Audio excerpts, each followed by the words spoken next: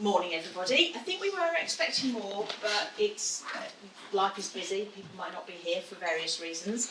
So we'll get going. And actually, because it's quite informal, we can just do interactive things. So don't ever hesitate to ask a question. Don't walk away wondering anything. We just quickly introduce ourselves. Hi, I'm Sue Piper. I'm the Director of Learning, so oversee the learning and the autism practice, and I've been here for what will be about 24 years now, so a long time, part of furniture, with my colleague who's also been here. Yep, so I'm Ruth. I am Autism Practice and Development Lead at Prize Court. I'm nearing my 25th anniversary, so that's coming up this summer, and I've been involved in a range of different, I've worked across all the different departments at Prize Court. I'm Emma. I haven't been here so long, so I've been here 6.5 years, head of therapy, so I oversee all our therapy and positive behaviour support teams, and worked in other schools as well. Okay, lovely. So Ruth's going to talk us through. We've got an approach at Prize Court. We're going to talk you through that approach, but we're going to talk to you about tiny little elements of that approach, because we could probably stand here and talk for about a week, if not longer. So it will be a whistle-stop tour, and we've got a few things to show you. Yeah. Through. So really, the aims of the session, we'll talk to you a little bit about Prize Court, who we are, how we came to exist, because I think that's quite helpful in terms of the big picture of what we do here. We'll talk, just a little bit of a recap on autism, but talk specifically then about the young people we support at Prize Court, because the young people we support have led to the approach we use and why we support our young people in the particular way we do. We're then going to talk about kind of key principles of the prior approach, but we'll also talk about how we put those into action when working with and supporting our young people. And as Sue said, it's really kind of nice number of people, so if you have got a question, just ask, and we can have those conversations. There's going to be some practical activities to do as well as we work through. So we'll start with, we've kind of introduced ourselves already, but that's the three of us, and we'll be taking a section each. So just the history of Prize Court. So we are just at our 25 years of being open. So we opened in 1999, and the reason we opened was our founding patron, Dame Stephanie Shirley, who's also known as Steve Shirley.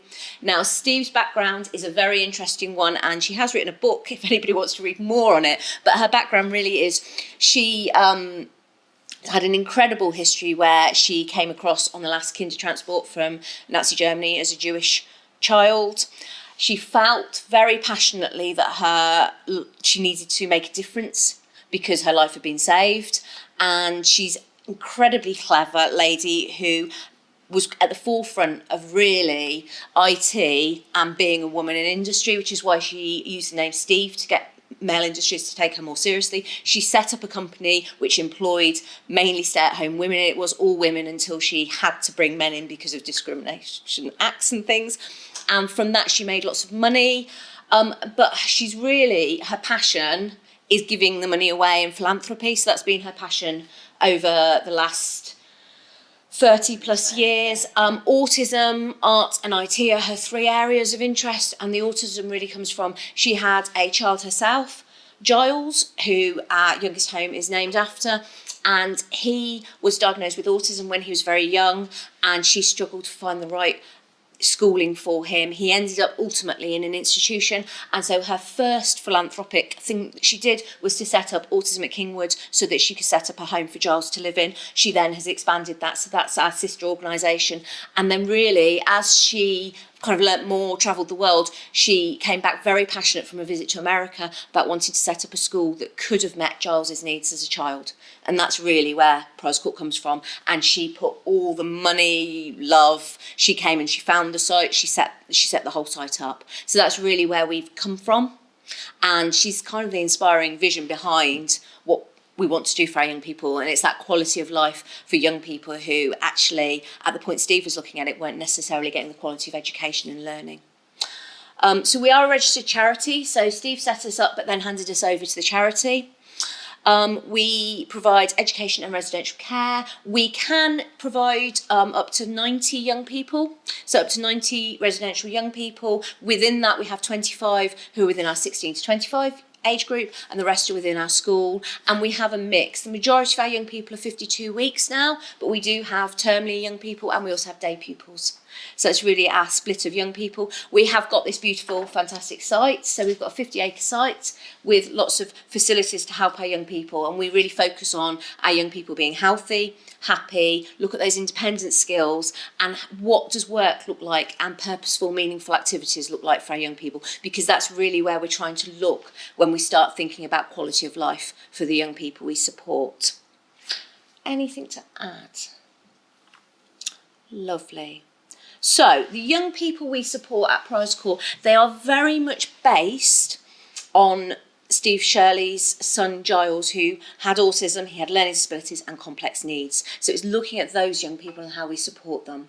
So all of our young people have autism, they all have learning disabilities, and they may have other associated diagnoses, medical diagnoses. So ADHD would be one example. We have quite a lot of young people with epilepsy and other medical needs. So they have complex diagnoses, which when you look at the autism plus the learning disabilities plus the other diagnoses, that can be quite complicated to kind of work out the best way to support those young people. And it can also sometimes be quite hard to unpick which bit's the autism versus the other things that young person might have that's happening. So it's about recognising that, and then how do we support the learning for those young people. So that's really where we come from. But we also know, the right support, our young people can make significant progress, learn new skills, lead a meaningful life and reach their full potential. And one of the things we're doing as part of the 25th year anniversary is we're reaching out to ex-pupils, and it's been really nice to see some of our young people who are now nearing their 40s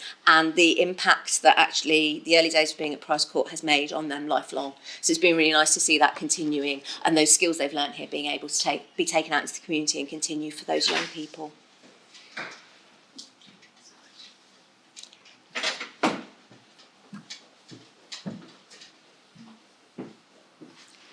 We will, just because I think it helps put into context the approach that we use, we'll just spend a couple of minutes, I'm not going to go into lots of details with complicated words, but just talking about autism and what autism is. And I think the key thing to say is that what we know is that autism is a neurodevelopmental difference. So it means that people with autism process information differently and they experience the world around them differently. And this is the current kind of diagnostic criteria. So we're looking at differences in social communication and interaction. But the key thing with that is it's across multiple environments and situations. So it's not just in this place, it's across all these areas. That is something that is different for me. Highly focused interests and a preference for routine and sameness, because that's predictable, makes sense. Repetitive and self-stimulating behaviours. Now, quite often, they can be things that can be really calming because, again, that's predictable for our young people.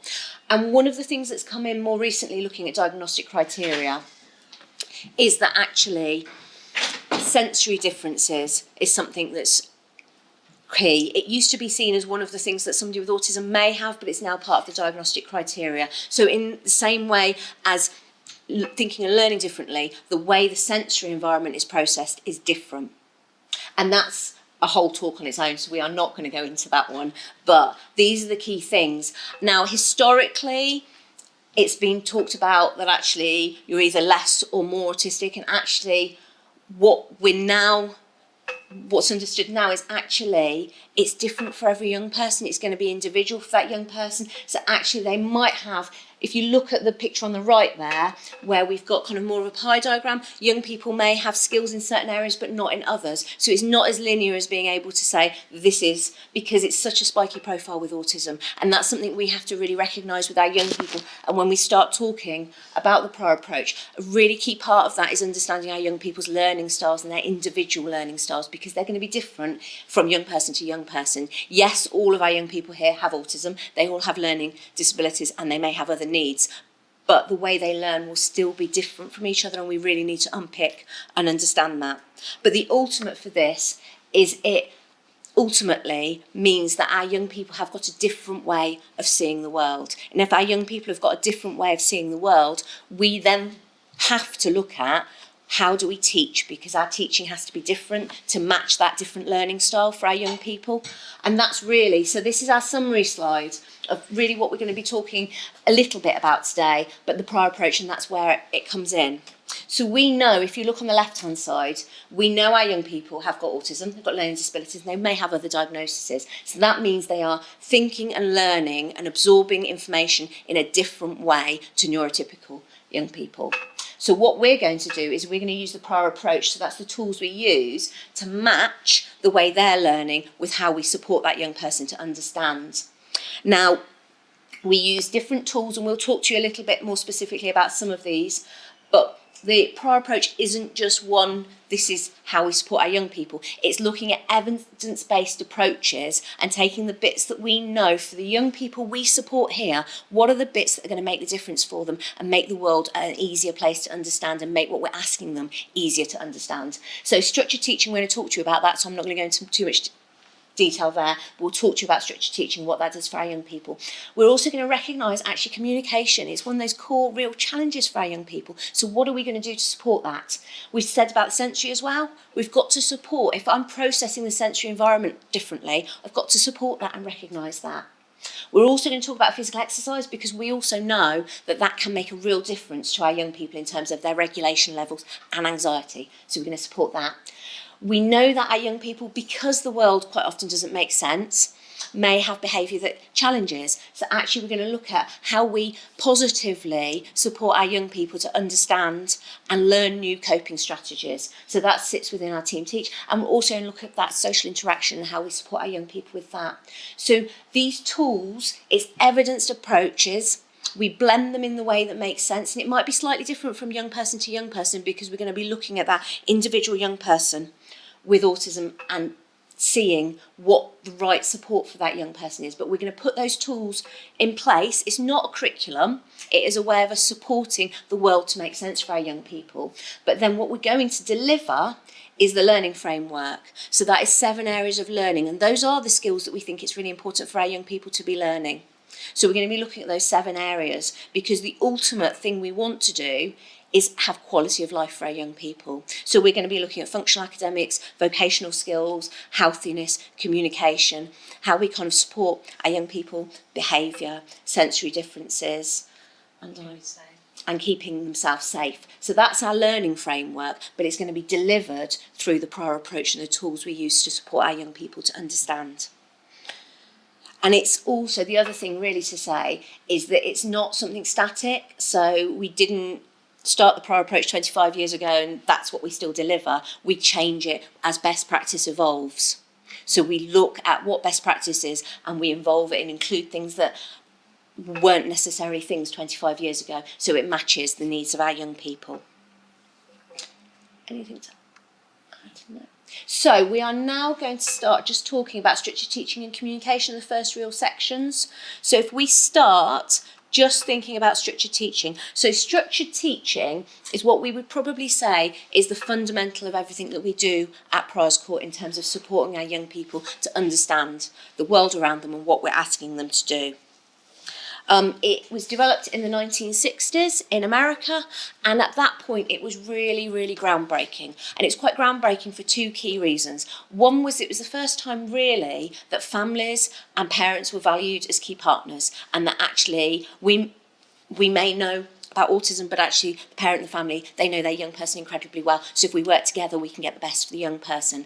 And the other aspect of it was the first time actually that it was talking about looking at strengths of the young person and the key skills that the young person, so it's a strengths-based approach. We support the young people, we understand where their strengths and skills are, and we develop them from there. We do recognise the challenges the young people have because we need to do that, because we need to look at how to scaffold and support those. But we also really want to think about our young people and where their strengths sit. And what structured teaching is really based on is the understanding that our young people have different learning styles because of the autism. So we want to look at the learning styles and recognise, and they're going to look slightly different from young person to young person, but how does that learning style, how does that impact the young person, and then what do we do to support? So an example of this would be people with autism quite often are really strong visual learners, but not so good at auditory processing. So actually the more we use visuals to support our young people, the more the world will make sense for them. So it's looking at all those learning styles and focusing on kind of that individual, their unique learning styles, and then how do we then look at the skills they can do, the strengths they have, the interests they have to just really develop their learning. So that's where structured teaching comes from. And there's a really nice quote from Eric Shopler, who's one of the founders of the teacher approach, where he says structured teaching involved as a way of matching educational principles to the way people with autism understand, think and learn. So it's matching. We know autism means that they're learning differently, so what are we going to do to meet that so that they can understand? So one of the first principles of structured teaching is about kind of organising the physical environment. So if you have a little think today when you walked in here, what about the physical environment helped you to understand what we were going to be asking you to do when you came here? Where the seats are. Yeah. Really good clue, there's some seats laid out. Anything else? The screen. Yeah, screen, we're going to be probably sharing some information on that. Did that make you feel reassured that you came in, you knew where to sit, you could see what we were going to be doing? If you'd come in and we hadn't set up at all, how do you think you might have felt? Awkward.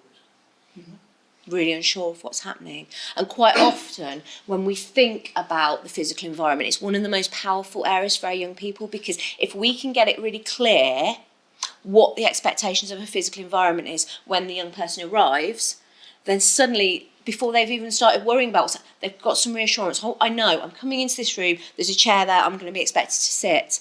But that can really be powerful for our young people in terms of understanding. So when we think about the physical environment, we're really thinking about, is it organised? So if we're asking our young people to do an activity, is there a clear place that that's going to take place? And when they get there, is there some physical clues about what the context, what am I doing here? Because our young people won't necessarily automatically pick up on that. We're also going to be thinking about how do we make it as clear as possible by making it tidy, uncluttered. It doesn't mean we don't want anything up on the walls, but what we want needs to be relevant and have meaning to that young person. And then we also want to think about, we know sensory differences can be challenging for our young people, so have we individualised the learning environment if that young person needs something slightly different for them? So we've just got a couple of different examples here. So on the left-hand side, and I'm going to switch the lights off just because I think you'll get a better ability to be able to sit. But I'll just talk you through some of the key principles here. So the left-hand side is just a typical classroom, but I don't know if you can see. So we've got a semicircle of chairs in that bottom left-hand corner. So actually when our young people are going to come into class and do group time, that's where they're going to be going and sitting. So the setup of the chair suggests I'm going to come in, I'm going to be part of a group, I'm going to be expected to sit next to people and probably engage in something, including other people. There is then visual information on the wall there that tells them what they're doing. The table at the back, again, it's a group work table. When I come and sit here, I'm going to be with other people doing work as part of a group. We would also, depending on what activity is set up there, the labelling of that area and the resources that are out will give you further context in terms of what am I doing when I'm there. We've then got a series of different tables. I don't know if you can see them against the back wall. So what do you think the young people might be expected to do if you can see them on the individual tables at the back? Is that like, if children aren't able to sit in the group, are they able to have a space by themselves? Could be, and these are really powerful areas that a lot of our young people really like. But actually, I'm going to go and do work on my own. I've got a desk here, I've got a chair, I'm going to be doing some work that I know how to do, that I've practiced. But actually, this is my independent work area. So when I come there, I can see that that's what the expectation is. And then right in the back corner is a choice area. So actually, when I come here, there's a beanbag, there's an area for me to kind of have some relaxing, and there's some activities I can do. So I've got some way of doing choice time there. But again, you can see there are some displays on the wall. It's not completely blank, but it's relevant so that young people can come into that environment and really clearly, when they move from environment to part of the room to part of the room, they can see what those expectations are. And similarly, the bottom one here is one of our residential homes. You can't quite see so well just with the photos, but you've got a sofa area at the front. That's going to be, I might watch TV, I might do some relaxation, but I'm going to sit as part of my home group. Behind there is a rug there, and there's some choice activities. Okay, so it's one of our youngest homes. I can play on the floor here, I can get toys out. This is a playing area. And then right at the back where you can see, I don't probably just about see, the flooring is a different colour, but actually that's where we've got our dining room table set up. And again, that might be used for snack time, might be used for breakfast, it could be used for art activities, but the resources that are out are going to give me that clue when I come here, this is what I'm going to be doing in that environment. And it's really important, and there'll be some photos later on when we start talking about physical exercise. Quite often big spaces can be overwhelming for our young people, and they're anxious before we've done anything because it's not clear what the expectations of that environment is. So actually up here, this is a room that's been set up as kind of a way of accessing sensory activities, but actually it's been partitioned up so that there's clear areas of what I do in those different areas. There's an area where there's actually a yoga mat there, I'm going to do some stretches. There's a area where I'm going to have a foot spa. There's an area where I'm going to use the back massager, but that's all set up so that when the young person comes to that area, the materials and the way the physical furniture is set up just will help the young person understand what we're expecting when they get there. Any questions? Kind of the first part we would say about structured teaching is check, does the physical environment make sense? And if we're asking our young people to do activities, is there a clear area that that's going to happen in that makes sense for that young person? So we're going to get you guys just to speak maybe to the person you're sat with and just have a little chat. Just before we start talking about the other elements of the structured teaching approach, is can you just have a think about, imagine you're on your way back from a trip abroad, your plane has been rerouted. So it's not where you're expecting to land, and you've landed in a country where you don't speak the language, you're not expecting to be there, and you need to resolve getting back to where you would like to be. So what information do you think you would look for or need to know if you'd landed in an airport? I think we'd be particularly cool here. I think it's either Japanese or Chinese, but completely different alphabet. What would be the important things that you would be looking for in that environment? You don't understand the signs and everything else. Have a little chat in your groups about what information you'll be looking for.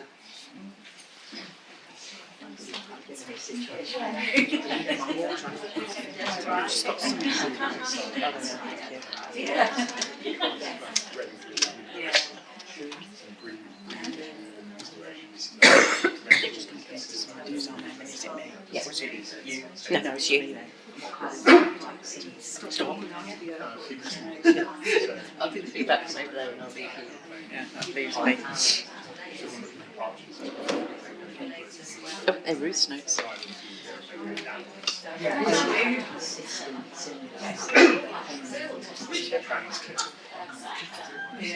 It's really funny, you don't really know what to do.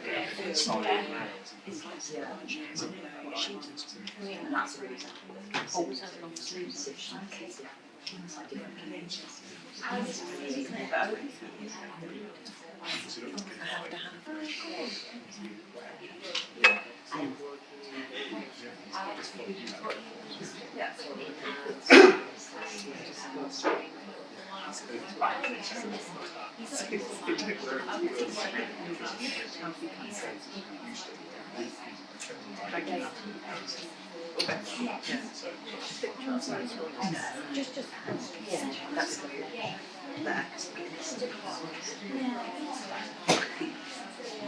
Right, I'm going to stop you there just because we've got quite a lot of information still to share.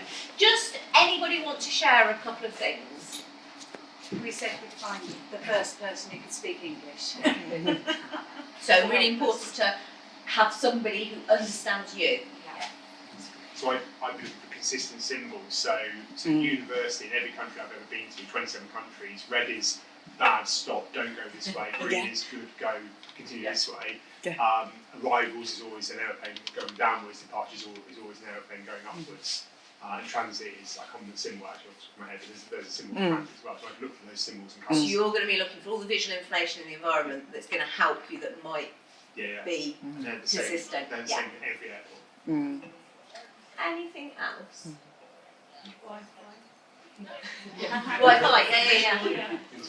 Yeah, Can I find a way to navigate this? Yeah.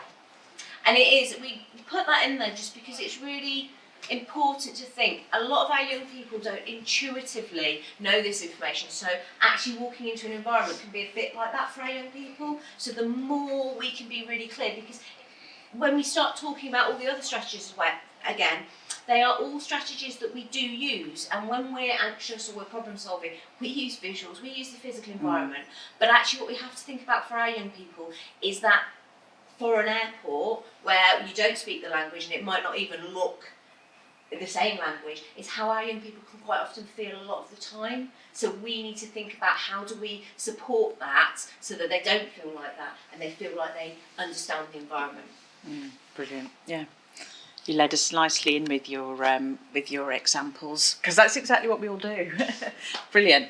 So structured teaching, Ruth touched on physical environment. I'm going to touch on some of the kind of visual information that we make sure that we give our young people. But what's the purpose of us giving the young people structured teaching? What's the purpose of that approach? Well, just a few of those key words. I'm not going to read everything out to you, but for me, it's helping young people to understand, reduce anxiety, make sure that the day becomes more predictable, that they can read the signs when they're really anxious, and that actually we help them to build skills, navigate this complex world, and actually increase their independence. So make sure they manage the day by themselves. Here we know we have a high staff ratio, but actually that's got to be used to increase the young person's understanding, and we do that through visual information. It's not because Sue told me to do that, I therefore know what I'm doing. It has to be that the visual information told me to do that. Now, some of the different ways that we use visual information, I've brought a few examples along with me, but like everybody else, our young people can read written words. Some can, some can't. High percentage can't. So it's not all about the written word. It can sometimes be what we call an icon, a black and white symbol. It can sometimes be a photographic symbol. So the way that I brought a couple of examples along today, and it was only because I think these ones are a little bit less familiar to people. But what we're trying to do is give the young person an idea about how their day is structured. They're always going to look for key things like dinner, okay, bed, perhaps toilet, and then perhaps some favoured items that they like. Again, just gives them an idea. When are those snack times? I always say, I have my coffee at 11 because that's part of my routine. We've got a snack here. Minibus is a favoured item. So we try and create a balanced day for the young person, but we don't take away the fact that there are key things that they're going to be looking for. They're the routines that we build our days round. Let's be honest, we all have routines that we build our days round. But the things in between, we want the young people to recognise, but actually use flexibly. I was giving an example, I was thinking of an example earlier. So this young person might be used to, this is what happens on a Monday. Always get bouncy castle on a Monday. Love bouncy castle on a Monday. But actually, I got a phone call about 5 minutes ago that the bouncy castle on a Monday has got a hole in it. But I can't just suddenly turn around and say, right, everyone, quick, let's change all that. They'll never know. Well, they do know because I've shown them this and we've made an agreement and that's just what's going to happen. But I need to teach flexibility as well. So the most important thing I can probably do is talk to the young person and say, I'm really sorry. In fact, I do prefer to use red in these circumstances because I really try and teach not available. I'm really sorry, the bouncy castle is not available. It's broken. Okay? Just simply trying to explain it. I won't go into big details. Well, it got pulled out the wall and then somebody went and trod on it and then somebody else poked it and the hole's bigger. Don't need to do that. It's not available. So I need to replace it with something. This is what I prepared. I've gone for music circle. I could have put maths down there, but then I don't think that would have gone down so well. So when I'm teaching something new, I try to make that swap. Minibus is really hard because our young people get very hung up on something like minibus. But I would have to go through the process. I can't help it if they can't go on the minibus, and there is a reason for that. But what I might then do is say, but do you know what? We do go on a minibus on a Tuesday, and we'll be going on a Tuesday. It's not disappeared forever. Because if I take that off, any young person might be thinking that's disappeared forever. Okay. So the other thing that's really important about structuring the day that we really try and home in on the skills of the young people is that this helps them to organise their day. It shows an order. But it also helps them when they get distracted. Ruth was explaining how the environment can be distracting, or transition can be distracting. So I could very happily be on my way to minibus. But on my way to minibus, I saw Ruth, and I love Ruth, so I'll go and talk to Ruth about the day ahead. And then I noticed that, I don't know, it's the lawnmowers cutting the grass over there, and I love that, I love the noise, so I'm just going to watch that for a few minutes. And then I noticed that there's leaves on the floor that I like messing with, and I go and mess with those. If Ruth had said to me, or if Emma had said to me, Sue, we're going to the minibus, we're going to the minibus, by the point I'd said hello to Ruth, and by the point I'd looked here, I would be standing here thinking, well, what was I doing? Where was I going? Because I won't necessarily retain that information. However, if I had my visual information with me, it's there. I've got it. Even though I've been distracted by Ruth, been distracted, I can still go, oh yes, I was going to the minibus, I'm off. So that's increasing my independence. It's helping me with holding information when I get distracted. It's working with my strengths. Okay, so that is why we use something like a schedule that has that information I can refer back to when I do get distracted by others. Okay, I also know I've arrived. First of all, I work through this. Okay, then I know I've arrived because when I get to the minibus, I actually match the symbol so that I know that I've arrived at the minibus, and I can see that my day is slowly disappearing. Okay, so that's the importance that we have and we put on the young people with their visual information. Helps them organise their day, it helps them be more flexible, it helps encourage independence, and they can see what is happening and when it's happening. So reducing anxiety, but we're increasing things like independence. So it's our way of organising the day. But there's another part to organising our day that we also support our young people with. And that's, well, when I get to the place that you've sent me, here we are, you've sent me, I don't know, is there a good example there? No, you've sent me to the bathroom. I haven't quite got bathroom yet. And I've arrived at the bathroom, great. But what time of day is it? What do you want me to do? I could go to the toilet because I need the toilet, but actually it's the evening routine that I really need to think about now. I need to clean my teeth, I need to use my flannel, and I need to brush my hair. The materials are telling me, it's like the physical environment, what are the materials telling me to do? So that's one level of understanding. I know if materials are very, very powerful, very, very strong, so if I gave a young person a swimming bag, I'm sure they would know very quickly, oh right, I'm off swimming, thank you. If I gave them a coat, it would suggest to them they're going outside. It's the same with the materials here. We show our young people in many different ways because of their varying differing ways of understanding. So it might be that they can understand black and white icons and it says wash your face, wash under your arms, put your deodorant on, put your clothes on, and then go back to checking your schedule. We've broken down all the steps.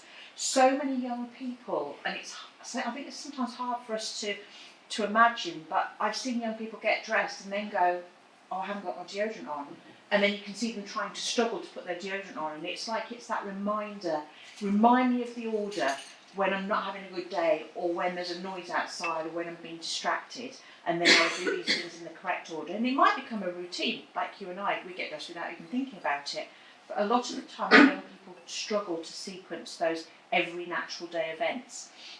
Again, let's make sure our young people are drying particular areas of their body. I could be stood there saying, Ruth, dry your face, Ruth, dry your legs, Ruth, dry your arms, but that's not going to be helpful because I'm not always going to be there to remind Ruth. She needs to learn to do it through a visual prompt. Sorry, like you just said, you're not always going to be there to remind them. Like, what if they're not always given these resources either? So as you take these away, they become so dependent on these visuals, and then they don't have them. Well, this is what we're saying, is that the visuals are important for their lifelong, and it's up to us to work out which visuals are most important, the parts of the routine that they don't understand. So a young person might be absolutely fine drying and dressing themselves, but you would still give every person. But we would say that, yeah, if they are not managing to do these should be here, and it might be in a written form or it might be in an object form, but actually we really want that to be the reminder on their worst day. Right. Yeah, so it's not the person going with them, but it's the visual information or the written information that goes with them. I mean, in such a structured environment like here, if the person's residential, then Yeah. obviously you can always guarantee that their day is going to be quite the same. Yeah. Whereas at home, No. like my son is just a daily student, Yeah, he still yeah. lives at home with me, so like I want to implement these things, but then I'm like, things change at home. It's Yeah. not the same environment, so then if I give him these tools and then I have to change it, can that then cause him more distress and more problems? Not if, and it's a wonderful example of home, because we always say that, it's easy for us, we've got 24/7 And staffing. I've got another child, and No. it was all here. But I think it's sometimes about what loosely is the routine, so you might turn around and say, well, on a Monday, he comes home, okay, I'm making this up, okay, but he always has a snack. Then he always changes his clothes, say, just because he wants to be out of school uniform, and then he probably has, I'm not saying this is definite, bit of time for TV. Somewhere in amongst that, you're going to have dinner. Yeah. You are going to have bath somewhere here and bed. Yeah, I'd say all of them things Yeah. are very regimented and they always happen at the same Yeah. time. Yeah. But then there might be other things No. where it's like, oh, we've got to pop out, or we've got to go Yeah. do this. No, but then sometimes, and we'd be going into detail now, Yeah. but these are the sorts of things we teach our young people. We sometimes do that. I'm not sure what we're going to be doing at that point. Yeah, Okay, we're going to do something, you're going to do it with mummy or whomever, yeah. but I'm not sure yet. Okay. So you we teach like what we call space holders, Right. deliberately for the young people, but it is important that you do make changes. So what we encourage the young people here to do is that every so often we do a switch to things, like we put something new in. So instead of TV, it might be exercise, and it's not when they're having a bad day, it's just that we change it up a little bit, because that's when I can come in with my little red cross and go, oh no, it's not available. I mean, you do have power cuts, it does happen in life, doesn't it?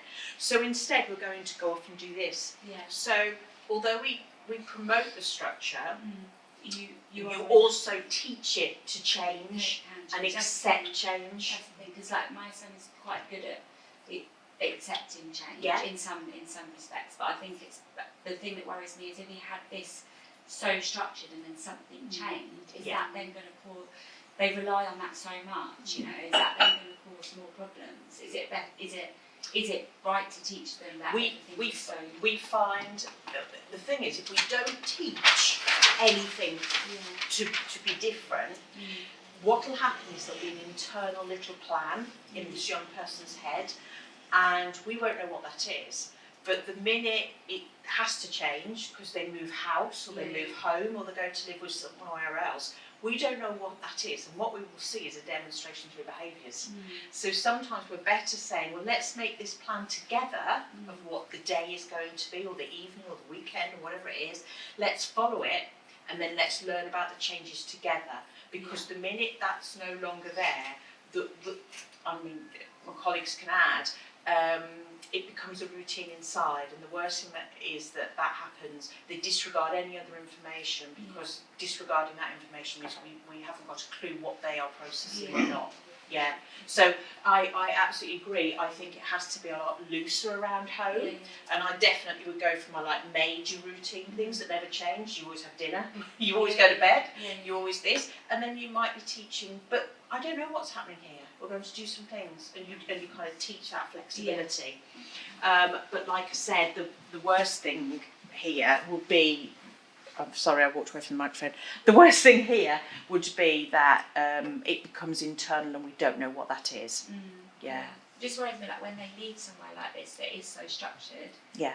and then they're not going somewhere that is going to be as structured as here, how do they then cope? Yeah. But we will have, number one, we'll let people know that this is how they manage and function on a day-to-day basis. Let's be really honest. I don't walk into work in the morning without checking my diary. It's the same thing. And we want the young people to reach a point where they know they need to look at that information, to understand that information. I didn't walk in blank this morning. I knew at 8 o'clock I would be looking at this, at 9 o'clock I was meeting with Helen. You know that the things are happening in your world, and as long as the organisation that you're going to understands that actually our young people function like any of us, it just might be in a slightly different form. Yeah, okay. It's kind of developing a coping strategy as well, isn't it, really? Yeah. Yeah. Yeah, no, it's just so that you can predict, you're less anxious because you're predicting, and then you learn about flexibility and change. We've got to teach that, but as a parent, we need to share those ideas with you. And actually, I already know, because I happen to know you, so I'm not going to use his name, but I was in lunch with him, and I didn't have a symbol, so I wrote on there that we were going to Hazel, and I put it on a post-it note, because that was where we were going to be going. And he took it from me, and he walked, and he went to go down the corridor like this. He looked at it and went. So he was following it. It was useful to him. So it wasn't me having to turn around and say, no, come back this way. We're off to. He The visual, took it in. Very visual learner, but I just worry when that. Yes, I understand the anxiety. So we get so reliant on that. That's the thing that worries me. But obviously, I know this is a great way for them to learn. Yeah. And that is how they learn. But it's then when they don't have these resources, how is that going to impact them later? Yeah, That's and it is about, well, what does he need? Well, he does need some form of information, like we all do, to get through our days. And as long as the organisation that he's going to understands that there is a need for some form of information, some form of visual, some way of navigating the airport, i.e. the brand new home. Can he navigate it? I think we take that as part of our responsibility is to try and share that as well. And I think there is more. We do actually with our 3-day structured teaching course, we see more and more actual adult provisions coming on that to understand how the structures work, because they do work lifelong, and we do share those resources kind of with future placements as well. We send things with young people and answer questions afterwards. Yeah. Thank you. Brilliant questions though. Great. So reasons to use visual, reasons to give our young people key information. As you can see, well, you can't see all of those actually, but I'm going to say, visuals are permanent, they're there. It doesn't matter if I get distracted, I can go back to my piece of paper that tells me some instructions. To be honest with you, it doesn't just help our students, it actually helps the staff as well about knowing where the timetable is and where they're going to be going, because there's a lot for us all to hold in the information. Making sure that those visuals are transferable, like you've just been discussing. Can that young person learn something, then take it into their home and take it into another organisation? And that's what we're trying to learn all the time, trying to get the young people to generalise. I'm just picking out a few key things. And actually, how proud our young people feel that they independently did something. They looked at what their day was about, they worked through their day, they got themselves there, and they didn't need someone on their shoulder telling them every 5 minutes of what it was they needed to achieve. That's a real sense of, I got myself there, I understood, and I carried out my task by myself, is what we all like to feel that we can achieve. Ruth and I have gone through sort of the physical, the individual, the work systems, the visual structure. We just don't have time to go into in-depth conversations about it, but actually every task that we ask our young people to do, we give them instructions to go with that. So laundry, it wouldn't be I just go to the laundry. There'd be a whole set of, you need to sort the whites and the darks, you need to load the washing machine, you need to put washing powder in there. So there'll be a whole set of instructions. It might be that young person B is brilliant at that and can do parts of that by himself, but he might always forget to press the on button. So what's going to be our visual instruction? Don't forget, press the on button. There's no point doing visual information for everything if it's just natural to him, but if he keeps forgetting to press the on button, then he needs that reminder. So that's when you might use visual information. Are we all right for time? We're going on a little bit actually, but let me just. I thought we could just do a little activity because it's quite nice. But before I do that, so receptive language, it's very much about a young person's understanding. So when we do communicate, we sometimes, it really helps, as we just discussed, to back up our language with visual information. Okay, that's really helpful. So it might take a young person time to process, but actually by keeping my language minimal, let them process, then the information will go in. I don't need to jump in. But that processing time sometimes can be a longer period than we would expect. So it can go up to about 30 seconds. I used just that as an example. I didn't jump in and go, oh no, you're going the wrong way. I gave him time to look correct and then change, because he's learning more by me doing that, for example. But you've got to allow that processing, and as we said, we allow minimal language. There's no point me turning round and saying, now we're off to the laundry, and when we get to the laundry, we'll be putting all the washing in, we'll be sorting it, and then we'll put the powder in and we'll be, great job. That's way too much. It's like, we're going to the laundry. Now we're sorting. You know, all the materials there to explain. So it's that constant, what do we give, what part of the instruction is important at what point of time in the time. This is where I thought it might be quite nice for us just to do a little activity. A lot of the young people we work with here at Prize Court don't have as much expressive language as you would expect. In fact, quite a lot are actually non-verbal, so a high percentage.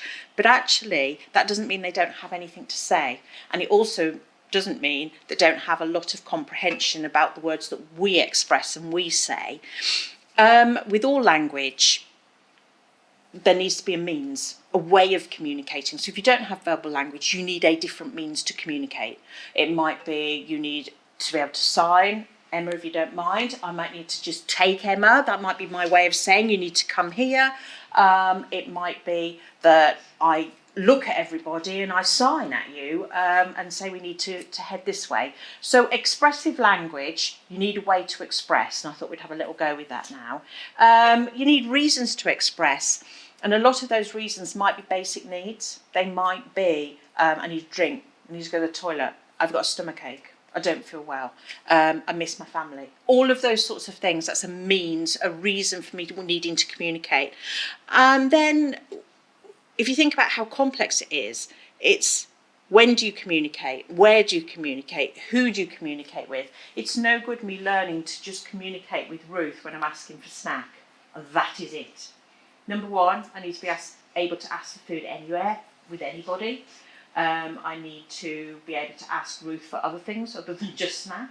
I need to generalise my skills and take them home, so I don't just communicate when I'm at school. And we have to teach our young people all of that. It doesn't come naturally to them. They don't see the point necessarily of communicating. We listen to lots of types of communication. It's all right, I'm skipping forward with my slides, but it doesn't matter.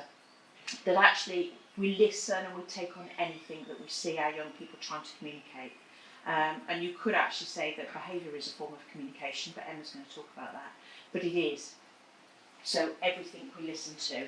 But I thought, just because we're just do a couple of little activities, we use something called a core. This is a core board, and this has got some key words that we all use. So these are words that we use more regularly than any others, and we've identified those at Prize Court. Then I've also put a couple of colours and numbers in, because we're always trying to help our young people to grow and develop their vocabulary. So this is a growth of vocabulary. Now, enable for you to use this, you've obviously got to have somebody model these words to you. So it's not that, oh, by the way, now you can communicate with me, thanks ever so much. It has to be that I spend time with you.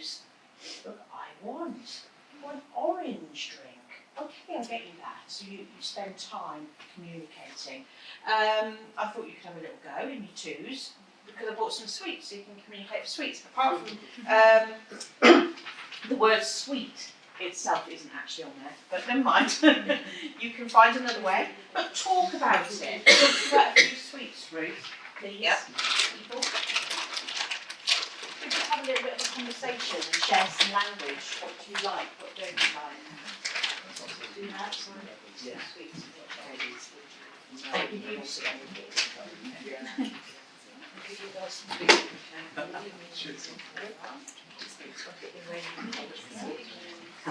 It's more than just requesting. Sometimes you can end up commenting as well, can't you?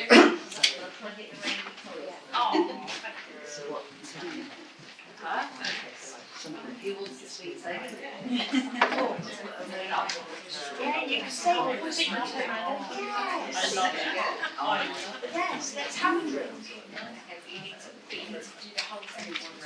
Not always, as long as you've got some good words. Yes, you're constantly teaching the young people No simple one. But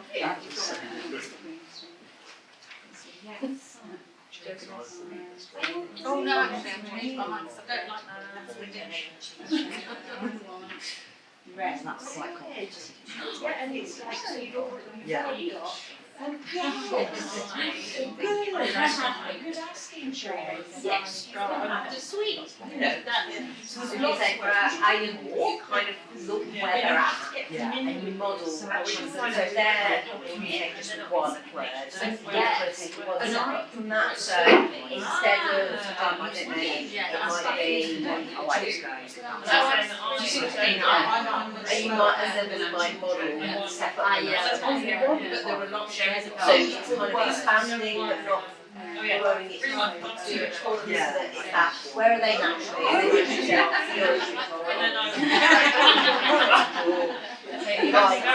but if you just use more, so it might be more on that kind of expanding. Yeah. See if they. There is, yeah. We have those words. Yeah. We have stomachs and bodies. Yeah. And my book was and the bath's not available. So, Okay, good example. And then sweet. Yeah, you add an that's not really and then you add so they have, and then you start these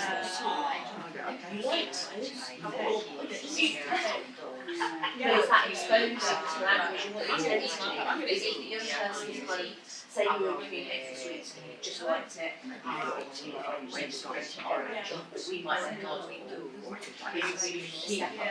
So we're not okay with the extreme. You might go into you want orange.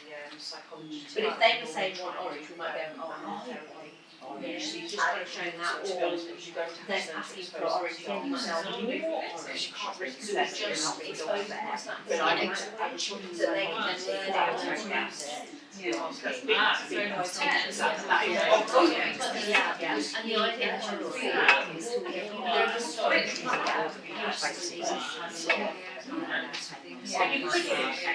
often do what you're saying. But some of you might go late and you're going to say, well, I shouldn't have it. You know, things like that. Well, I think you I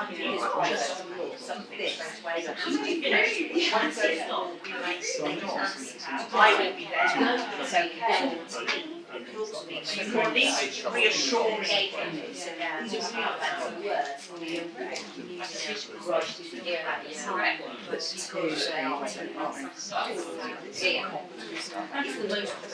Yeah, okay, I'll just,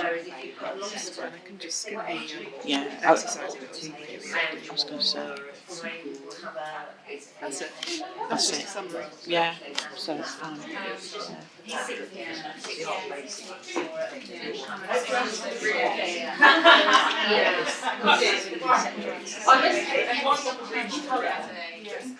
And you want to teach number, there's been some very powerful. Sweet version for us to use in game of tea. Yes. Okay, I'll put you down. No, that's fine. Yes, I stop using Pop it through something. Then you have to say, but I've got sweets, yeah, you say. Yeah. You can get your message across, can't you? With this very gentle. we use stories at home. Yeah, I would imagine that was because not too much. Conversation can't be nice. It's a bit like you use with your mobile phone. So Go is always there. So even if some of this is not on there, that visual like to move them on. So you're learning, but you learn how to write it in. You learn how to do it. Yeah. And then like quantities, stress and then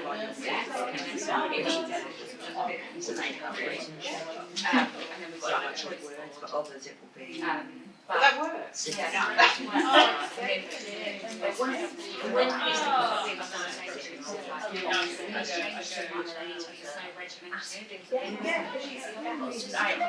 But if he went to now they're not going to have all little so they're going to put one in place so that he is controlling his intentions with you and not work and nobody else. this is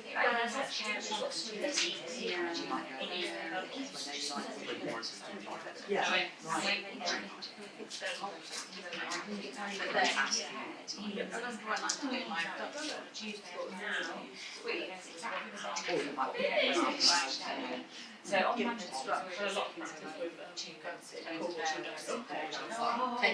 anything I can just say I wish I could do the same as that.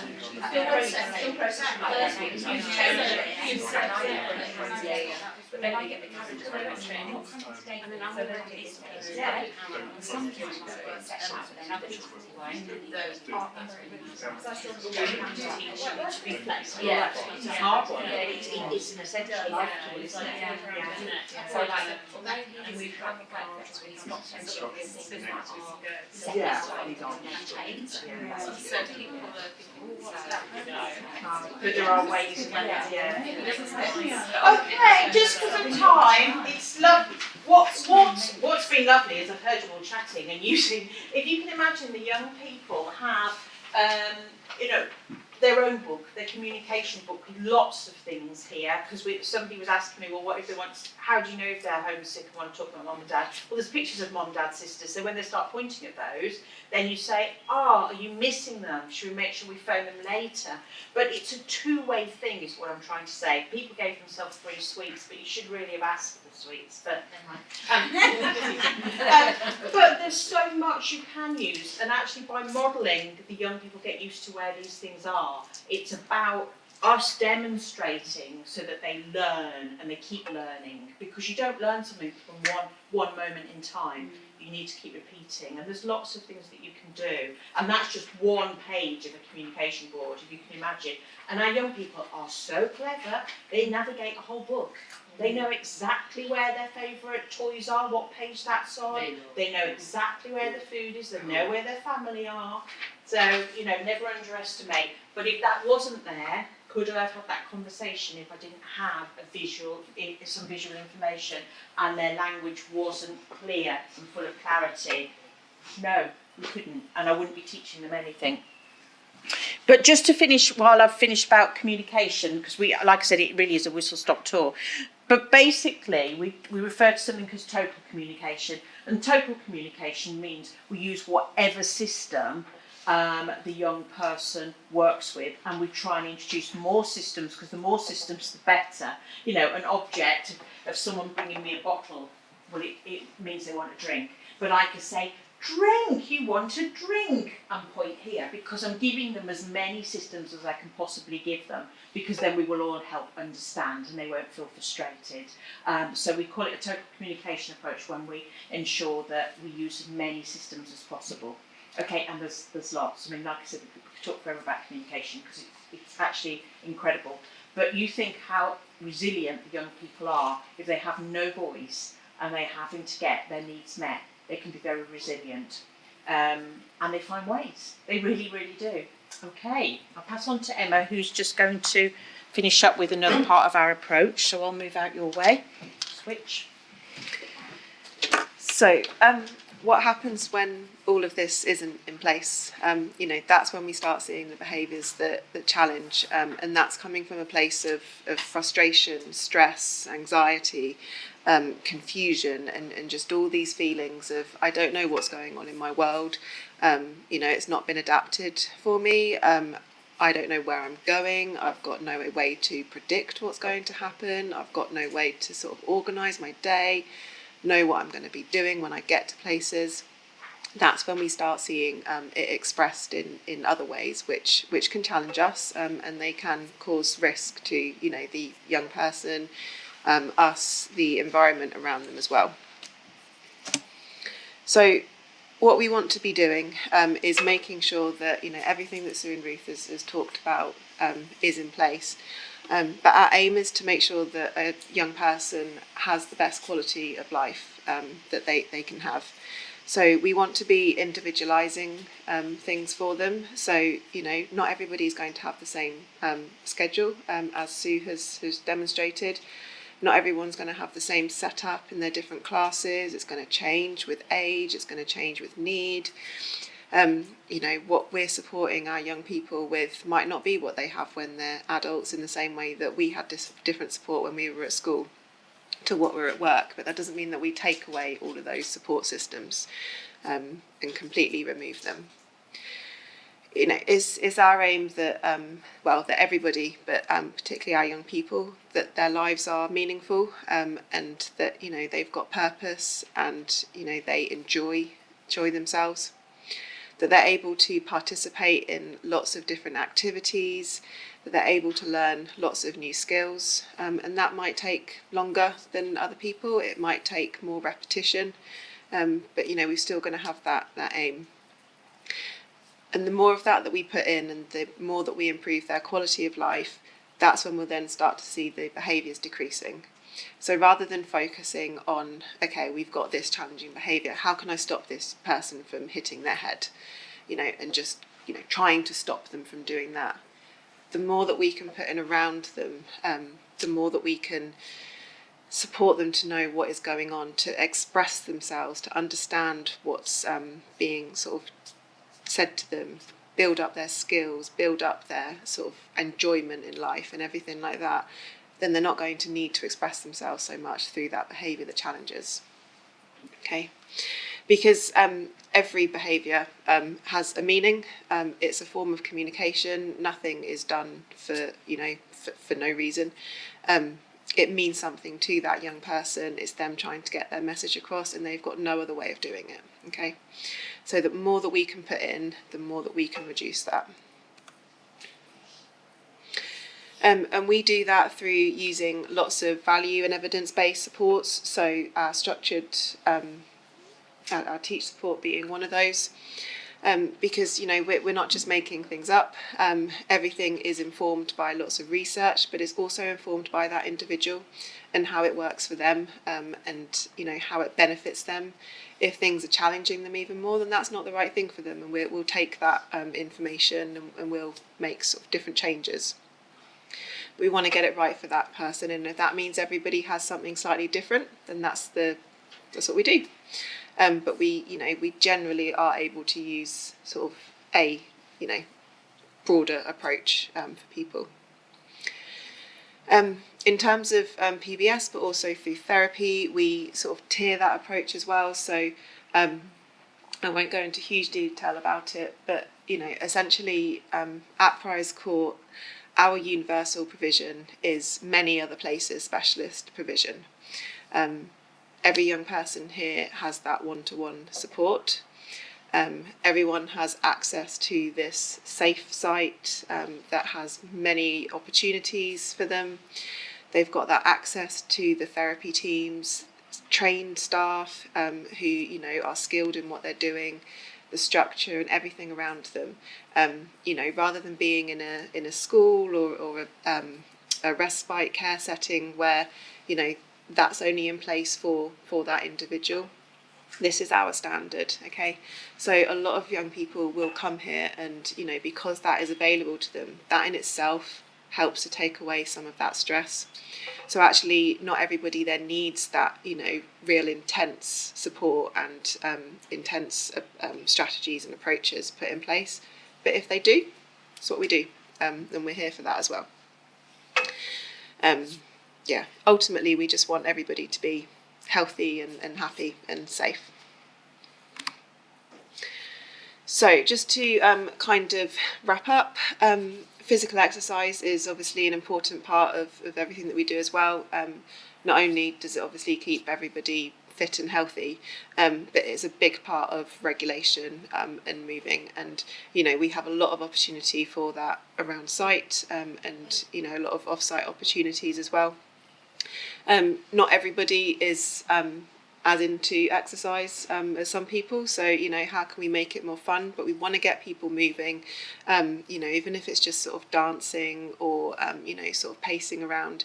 It does help to regulate and to sort of manage your day.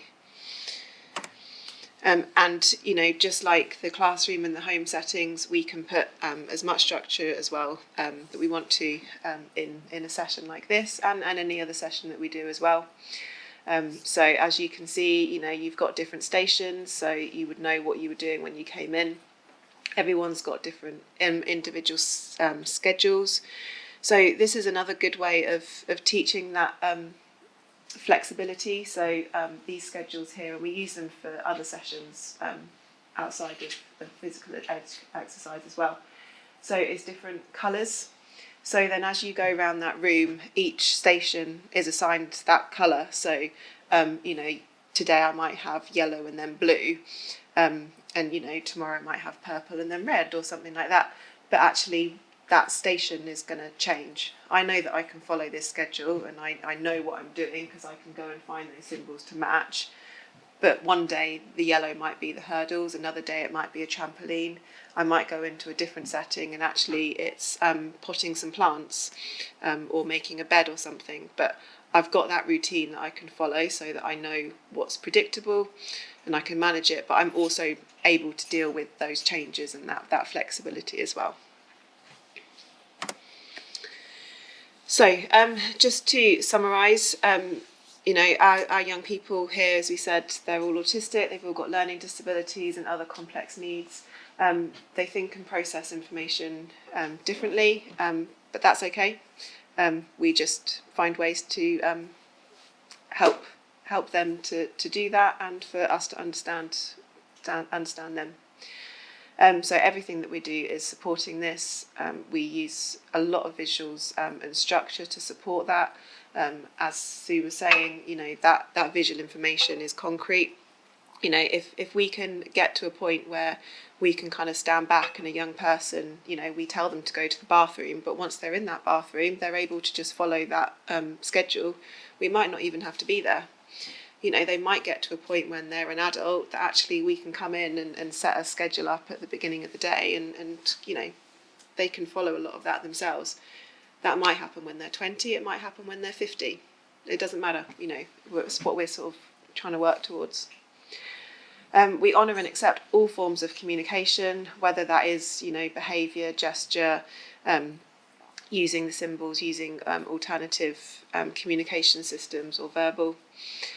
As you said, physical exercise supports all of that as well, and we just, you know, we want to be strengths-based. We want to focus on the young person, what they can do, what they're interested in, and the more that we can build that up, we can then find ways to support them with things that they do find a bit more challenging. And as I say, ultimately, we just want, you know, meaningful activities, purposeful lives, and improve that quality of life. So just to leave you with a final slide, if you want any more information, there's lots of stuff on our website. Obviously we use the teach approach, so there's lots of information on that as well. We do run a 3-day structured teaching course, so you know, you can go to the website and look into that. And then there's some websites as well around communication, so around assistive technology and alternative and augmentative communication systems as well. But we'll be here for any questions. Thank you very much for coming today. I hope you enjoyed the talk. Thank you. Are there any burning questions right now? It's quite nice because where we've been a bit more informal, we've answered bits and pieces along the way. We're not going to go anywhere till about 1:30, because sometimes people don't like to ask a question in front of everybody. But if we just stay here, and if you've got anything, then please come and ask us. Or if you just wanted to take a closer look at any of these, resources. But no, you can't have any more sweets because definitely took without